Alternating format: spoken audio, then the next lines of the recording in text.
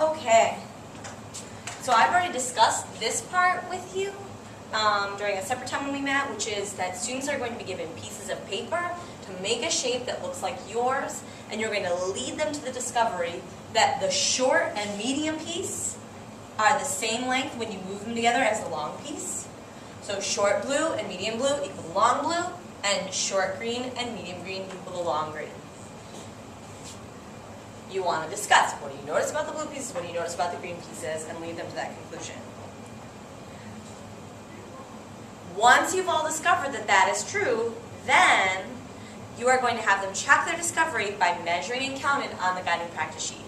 So all of that is a way of explanation before you get to the actual mini lesson. And you're reinforcing this idea. When all the opposite sides of a shape are parallel, then the opposite sides are also equal. So that discovery has to happen before we get into the steps for finding missing sides.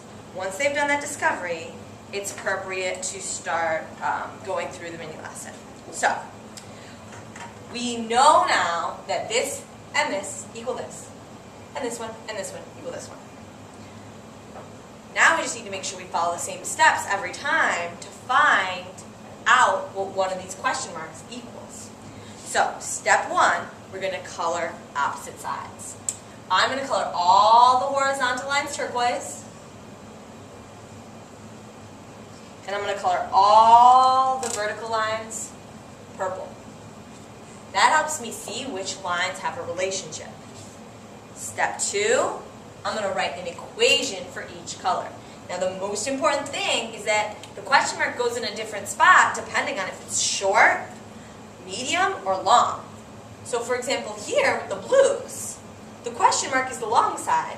I'm going to add short plus medium equals long.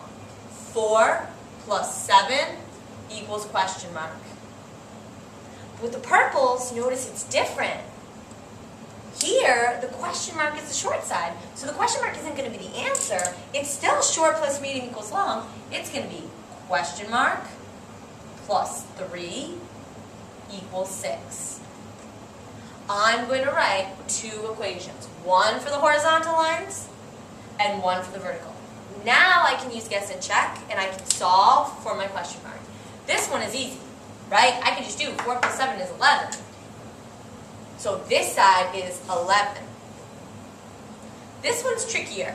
In this one, I can't add 3 plus 6. 6 is my answer. I'm going to have to think to myself, what plus 3 makes 6? Or I could work backwards, 6 minus 3. I could write a fact family and see that. I'm going to think to myself, all right, 3 plus 3 equals 6. So here, the question mark equals 3. This piece is 3. So my goal is to be able to have a number on all the sides, even if there's a question mark. From here, you're just going to follow these steps with the kids over and over and over again, never taking any shortcuts, right? So here, step one, color the parallel sides. Step two, set up your equation. So 2 plus 7 is question mark.